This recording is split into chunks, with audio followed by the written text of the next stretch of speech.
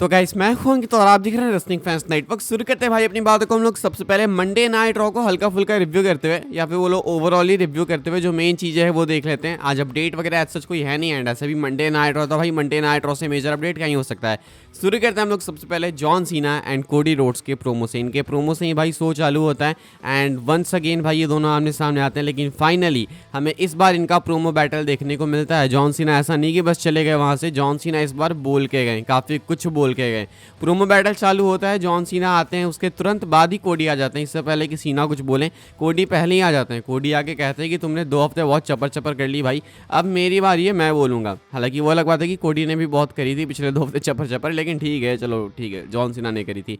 Cody Rhodes बोलना चालू करते हैं भाई एंड कोडी रोड्स पहले ही वो सारी चीज़ें गिना देते हैं। लाइक तुम मेरा मजाक बनाओगे, मुझे इंसल्ट करोगे स्टार डस्ट बोल के, तुम बोलोगे कि मैंने एक कंपनी बनाई जिसे छोड़ के मैं खुद ही भाग गया, तुम शायद बात करोगे मेरे टैटू के बारे में, ये सारी बातें करोगे। तो कोडी रोड्स ने पहले ही बोल दिया, अपनी सारी इनसिक्योरिटीज़ पहले ही बता दी। अब एक तरीके से पता भी चलता है कि कोडी रोड्स को डर था कि हाँ जॉन सीना भाई ये सारी चीज़ें बोलेगा। वो कहते हैं ना कि तुम्हें जब लगता है कि भाई सामने वाला तुम्हारा मजाक बना सकता है तो तुम खुद का ही मजाक बना लो ताकि वो चीज़ अब उतनी ज़्यादा फनी ना रहे। तो कोडी रोड्स वही कर रहे थे, लेकिन जॉन सीना तो जॉन सीना है भाई। जॉन सीना जब बोलना चालू करते हैं क्राउड भाई टोटली चेंज हो जाती है, क्राउड टर्न कर जाती है कोडी पे, सीना को चीयर करने लगती है एंड उसके बाद कोडी रोड्स को बूज मिलने लगते हैं। वो कुछ सेकंड के लिए, कुछ फ्रैक्शन ऑफ सेकंड्स की बात थी। जॉन सीना बोलना चालू करते हैं भाई मैं जस्टिस नहीं कर पाऊंगा भाई जॉन सीना के प्रोमो के साथ अगर मैं वो सारी चीज़ें बोलना चालू करूंगा तो, लेकिन मैं आपको हल्का हल्का बता देता हूँ। जॉन सीना कहते हैं कि तुम एक नेपो बेबी हो, जॉन सीना कहते हैं कि तुम एक नेपो बेबी हो, तुम यहाँ पे आए हो दूसरों के कंधों पे चढ़ चढ़ के, एंड मेरा जब टाइम था तो मुझे किसी ने प्रोटेक्ट नहीं किया था।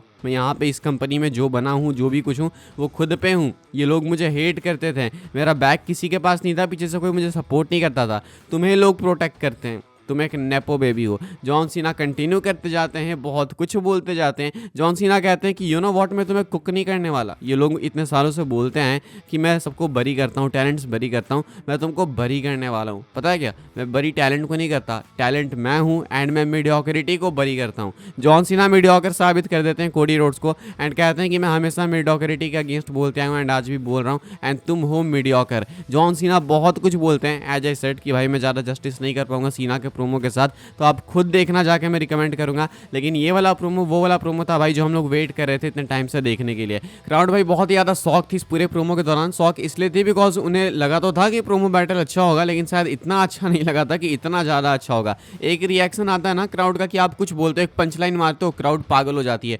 ये रिएक्शंस वो वाले नहीं थे, वो तो साथ में थे ही थे, लेकिन मेनली जो रिएक्शंस थे ना भाई ये वो वाले थे कि भाई ये हम क्या विटनेस कर रहे हैं, वो वाले रिएक्शंस थे। लोग पूरा प्रोमो सुन रहे थे, उसके बाद जब सीना ने बोलना बंद किया लोग पागल हो जा रहे थे भाई। तो सीना को चीयर्स मिलने लगे थे, कहाँ सीना सेक्स के चैंट्स लग रहे थे, वहीं पे जॉन सीना को चीयर लगने लगे, चीयर मिलने लगे, बिकॉज फैंस खुद को रोक ही नहीं पाए कि भाई ये क्या लेजेंड है। इसके बाद कोडी जब लगा था कि कोडी बरी हो चुके हैं, अब तो ये वापस ही कर ही नहीं सकते हैं, तभी कोडी ने भाई तुरुप का इक्का फेंका एंड कोडी रोड्स ने जो रिप्लाई करा है, ओ माय गॉड। मैं ऑनेस्टली बता रहा हूँ भाई, कोडी रोड्स ने मेरी एक्सपेक्टेशंस पार कर दी। मैंने एक्सपेक्ट नहीं किया था कि कोडी इस तरीके से जॉन सीना को काउंटर करेंगे। कोडी रोड्स विंस मैकमैन के रेफरेंसेस देते हैं, कहते हैं कि यू नो व्हाट, अब वो बंदा नहीं है जिसने तुम्हें बनाया था, वो बंदा जो पहले पीछे हुआ करता था, एंड हम अब उसकी बात नहीं करते हैं। यहाँ पे विंस मैकमैन की बात की गई। कोडी रोड्स भाई बोलते बोलते एक बहुत ही ज़्यादा ब्रूटल चीज़ बोल देते हैं एंड वो काफ़ी एक ऐसी चीज़ है जो कि मैं यहाँ पे भी बोल नहीं सकता, बिकॉज अगर मैं बोलूँगा भाई तो तुम सब पिटे जाओगे भाई, अगर ईयरफोन में नहीं सुन रहे हो तो। खुद ही देखना, ये प्रोमो मैं बोल रहा हूँ ना, मैं जस्टिस नहीं कर पाऊंगा अपने मुँह से, लेकिन मैं इतना बता रहा हूँ भाई कि प्रोमो सेगमेंट बहुत ही अच्छा था।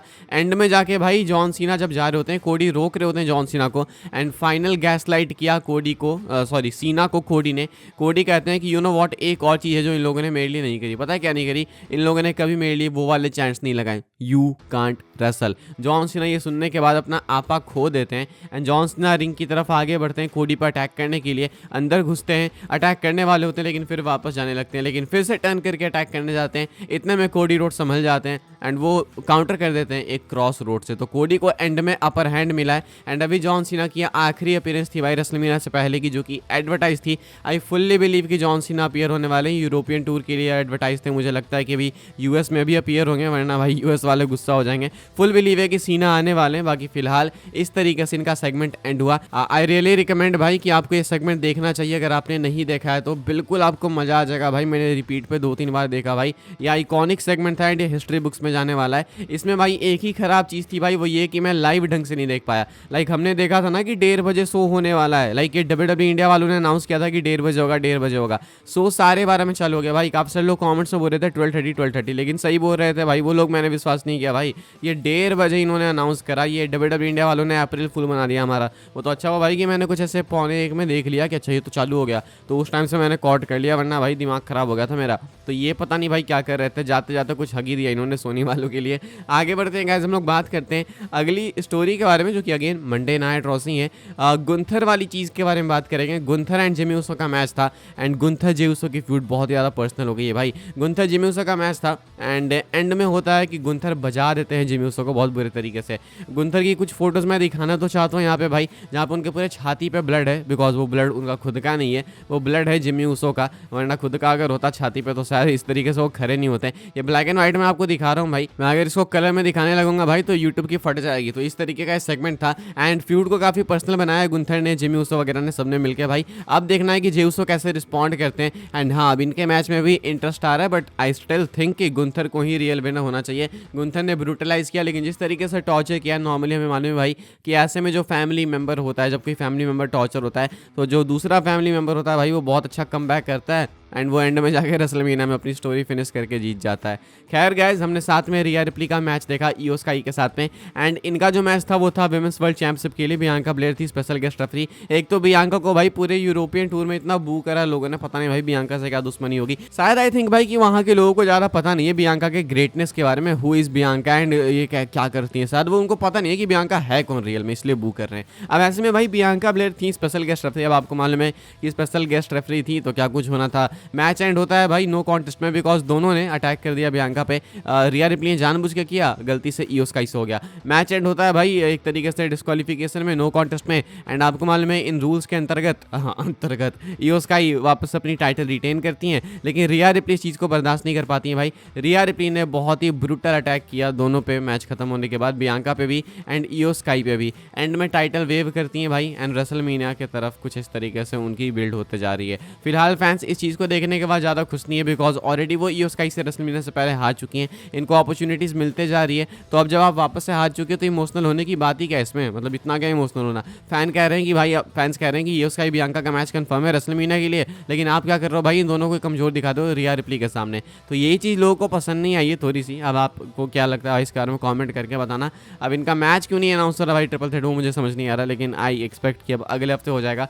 फिलहाल ये कुछ हुआ था। बाकी एक मैच और कंफर्म हो चुका है भाई अपना रेसलमेनिया के लिए, वो है AJ Styles and Logan Paul का मैच। इस मैच में भाई टू बी ऑनेस्ट यार मेरा तो बिल्कुल भी इंटरेस्ट नहीं है। आप बताना कि आपके लिए क्या कोई इंटरेस्ट बन रहा है, हाँ या फिर ना। मुझे लगता है कि एजे स्टाइल्स यहाँ पे शायद ज़्यादा एक बेटर स्पॉट डिजर्व करते थे, लेकिन ये वाला मैच मिल रहा है, इसमें शायद वो वाली बात नहीं है, ऐसा मुझे लगता है। बाकी आई डोंट थिंक ये एफर्ट भी ज़्यादा डाल रहे हैं इसके बिल्ड में। तुम देखोगे मंडे नाइट रॉ का भी जो सेगमेंट था वो काफ़ी ब्लैंड सा लगा। फिलहाल इनका मैच ऑफिशियली कंफर्म हो चुका है रेसलमेनिया के लिए, तो ये एक और न्यू मैच है जो कि मेनिया के कार्ड में ऐड हो चुका है। फिलहाल गाइस यही सारी चीज़ें हैं जो कि मैं इस वीडियो में कवर करना चाहता था मंडे नाइट रॉ से। बाकी अपडेट्स वगैरह हम लोग फिर से डिस्कस करेंगे अगली वीडियो में।